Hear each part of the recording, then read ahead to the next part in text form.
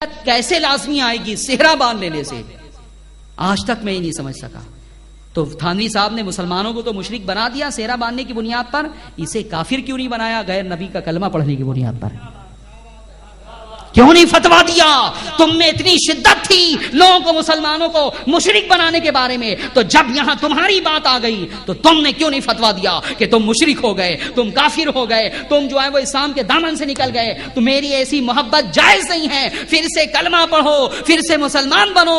اس طرح کا خط لکھنا چاہیے تھا، لیکن الامداد کی یہ عبارت گواہ ہے کہ انہوں نے اس طرح کا کوئی فتوا نہیں لگایا، بلکہ اس مرید نے جب ان کا کلمہ پڑھا تو اس کی حوصلہ افزائی کی، اسے حوصلہ دیا کہ گھبرانے کی کوئی بات نہیں ہے، تسلی رکھو، تسلی رکھو، تم جس کا کلمہ پڑھ رہے ہو نا وہ متبع سنت ہے۔ بتاؤ مسلمانوں، تم اسے ایک لمحے کے لیے بھی برداشت کرو گے؟ یہ ہے اختلاف کی وجہ، یہ ہے انتشار کی وجہ، اس بنیاد پہ امت میں اختلاف ہے۔ علماء اہل سنت اسی بات پر جو ہے وہ احتجاج کر رہے ہیں۔ اور میرے عزیزوں اور میرے دوستوں، ایک آپ کو نیند تو نہیں آ رہی ہے؟ سب سننا چاہتے ہیں نا؟ ہاتھ اٹھائیں زور سے، سب سننا چاہتے ہیں؟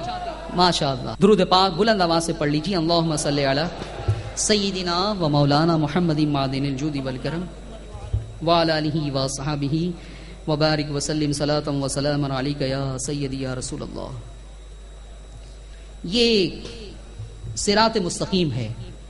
تھانوی صاحب کا میں ایک اور معاملہ بیان کروں۔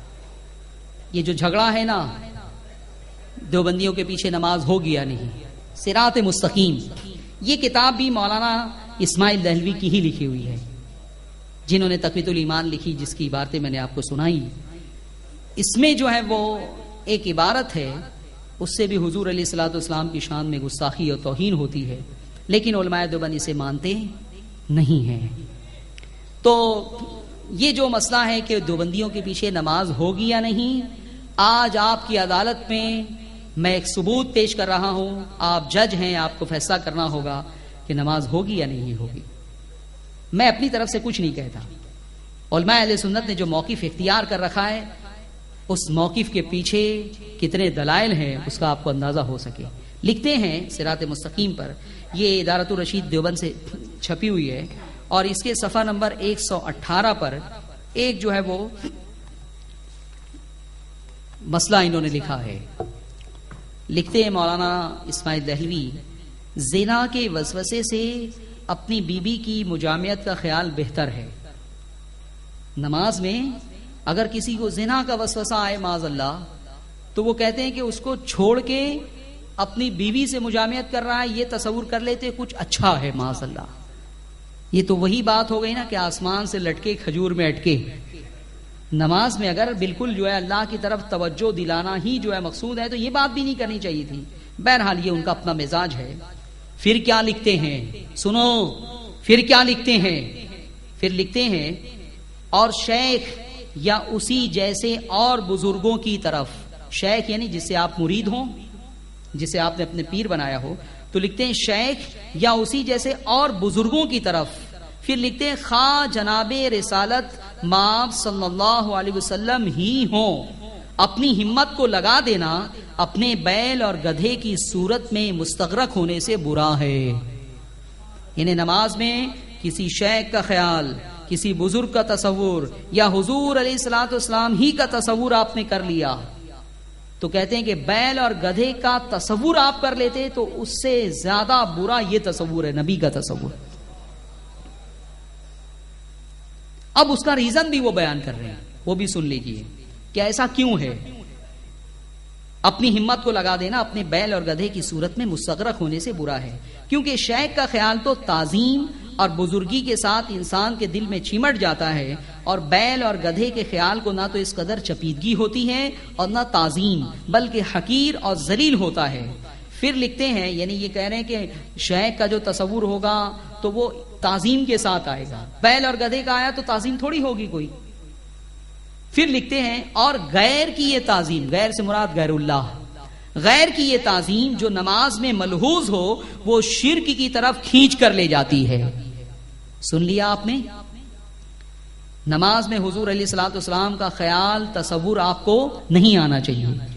آئے گا تو تعظیم کے ساتھ آئے گا یا حقارت سے آئے گا؟ بولیے تعظیم کے ساتھ. حقارت سے آئے گا تو معاذ اللہ انسان کافر ہو جائے گا، کافر ہو جائے گا. لیکن جب آپ تعظیم کے ساتھ کریں گے تو پھر مولانا اسماعیل دہلوی کے نزدیک مشرک ہو جائیں گے. اب میرے عزیزوں اور میرے دوستوں بتاؤ کہ نماز میں آپ السلام علیکم ایھا النبی پڑھتے ہو یا نہیں؟ کیا مطلب ہوا اس کا؟ سلام ہو تم پر اے اللہ کے نبی. جب آپ سلام پڑھو گے، یہ اس طرح سے پڑھو گے تحیات میں، تو حضور کا تصور آئے گا یا نہیں آئے گا؟ جب آپ پڑھو گے اللہم صلی علی محمد، تو وہ ذات محمد عربی صلی اللہ علیہ وسلم تصور آئے گا یا نہیں آئے گا؟ پھر پڑھو گے والا آل محمد، آل محمد کا جب ذکر کرو گے تو حضرت فاطمہ کا تصور آئے گا یا نہیں؟ حسنین کریمین کا تصور آئے گا یا نہیں؟ امام جعفر صادق کا تصور آئے گا یا نہیں؟ زین العابدین کا تصور آئے گا یا نہیں؟ ارے آل جب کہو گے تو سب کا تصور تمہارے دماغ میں آئے گا. یہ بات قرآن کے بھی خلاف ہے، حدیث کے بھی خلاف ہے. اس بات کی تائید میں قرآن و سنت کا کوئی حوالہ پیش نہیں کیا جا سکتا ہے، اور کہیں قرآن و سنت میں اس بات کی ممانعت نہیں ہے. یہ بات انسان کی فطرت کے خلاف ہے کہ کسی انسان کو کچھ پڑھنے کے لیے بھی کہا جائے، کسی کا نام لینے کے لیے بھی کہا جائے، اور پھر پابندی لگا دی جائے کہ نام تو لینا لیکن دماغ میں تصور نہیں آنا چاہیے. معاذ اللہ، یہ ممکن ہے؟ قرآن عظیم میں حضرت یوسف کا واقعہ بیان کیا گیا، حضرت عیسیٰ کا واقعہ بیان کیا گیا، حضرت موسیٰ کا واقعہ بیان کیا، حضرت سلیمان کا واقعہ بیان کیا گیا ہے، اور حضور علیہ الصلوۃ والسلام کے بے شمار واقعات بیان کیے گئے ہیں. ایک عربی داں جب قرآن عظیم کی تلاوت کرتا ہے تو وہ پڑھتا جاتا ہے اور اس کے دماغ میں سارے واقعات گردش کرتے رہتے ہیں. بتاؤ وہ مشرک ہو جائے گا انبیاء کرام کے ان تصورات کے ساتھ؟ اور سنو میں آپ کو بتا دوں، یہ تو مولانا اسماعیل دہلوی کہہ رہے ہیں کہ تم مشرک ہو جاؤ گے نبی کا تصور اگر تم نے نماز میں کیا تو. امام غزالی رضی اللہ تعالیٰ عنہ، اللہ اکبر، جن کی ثقافت پر سب کا اتفاق ہے، سب مانتے ہیں، دیوبندی بھی انہیں بہت مانتے ہیں، اور بہت غوث پاک رضی اللہ تعالیٰ عنہ کے زمانے کے بزرگ ہیں. احیاء العلوم ان کی بڑی مشہور کتاب ہے. وہ کیا فرماتے ہیں؟ سن لو مسلمانوں، وہ فرماتے ہیں کہ جب نماز میں السلام علیکم ایھا النبی کہو تو کہنے سے پہلے دل میں آقا علیہ الصلوۃ والسلام کا تصور کر لو، اور اس کے بعد جو ہے وہ حضور کے اوپر درود و سلام بھیجو. تو امام غزالی کو شرک کا، توحید کا یہ مسئلہ نہیں سمجھتا تھا، یہ نہیں سمجھتا تھا. انہوں نے کیوں یہ کہا کہ نماز میں تصور کرو حضور کا اپنے دل میں التحیات پڑھتے وقت، اور پھر حضور کے اوپر جو ہے وہ سلام بھیجو. بہرحال میرے عزیزوں اور میرے دوستوں، اب میں آپ کو ایک بات بتا دوں، سب بالکل کلیئر آپ کو سمجھ میں آ گیا ہوگا کہ تصور کی کوئی اجازت نہیں ہے علماء دیوبند کے نزدیک، لیکن تھانوی صاحب کے تصور کی اجازت ہے. آپ کی آنکھوں میں خون اتر آئے گا. یہ میرے ہاتھ میں کتاب ہے حکیم الامت مولانا عبد الماجد دریابادی کی، اور چھپی ہوئی ہے سعدی بک ڈپو وسیع آباد الہ آباد سے. ایک مرید تھا تھانوی صاحب کا، اس نے جو ہے وہ تھانوی صاحب کو ایک خط لکھا، صفحہ نمبر 54 پر وہ خط اور اس کا جواب موجود ہے، میں آپ کو پڑھ کے سنا رہا ہوں. وہ مرید جو ہے وہ تھانوی صاحب کا نماز میں تصور کرتا تھا. کیا کرتا تھا؟ پھر خط لکھا کہ میں جتنی دیر آپ کا تصور کرتا ہوں اتنی دیر میرا دل نماز میں لگ جاتا ہے، تو اگر میرا یہ عمل اچھا ہو تو مجھے آپ وہ بتا دیجئے، برا ہو تو وہ بتا دیجئے، پرہیز کروں گا. تو تھانوی صاحب کو کیا جواب دینا چاہیے تھا بتائیے؟ تھانوی صاحب کو یہ جواب دینا چاہیے تھا نا. تھانوی صاحب بہت جونیئر ہے، مولانا اسماعیل دہلوی بہت سینئر ہے. یہ کتاب اس وقت چھپ چکی تھی، اس پہ مناظرے ہو رہے تھے، اس کے خلاف آبجیکشن لیا جا رہا تھا، کتابیں لکھی جا رہی تھی. تھانوی صاحب کو یہی کہنا چاہیے تھا، دیکھو بھائی تم میرے تصور کی بات کر رہے ہو، ہم نے رسول اکرم صلی اللہ علیہ وسلم کے تصور کی بھی اجازت نہیں دی ہے، اسے بھی شرک قرار دیا ہے، تو تم میرے تصور کی بات کیسے کر رہے ہو؟ لیکن تھانوی صاحب نے جو جواب دیا وہ لکھتے ہیں، سوال، نماز میں جی نہ لگنے کا مرض بہت پرانا ہے، لیکن کبھی یہ تجربہ ہوا کہ عین حالت نماز میں جب کبھی بجائے اپنے جناب کو، جناب سے مراد تھانوی صاحب، جناب کو تصور کر لیا تو اتنی دیر نماز میں دل لگ گیا. لیکن مصیبت یہ ہے کہ خود یہ تصور بھی عرصے تک قائم نہیں رہتا.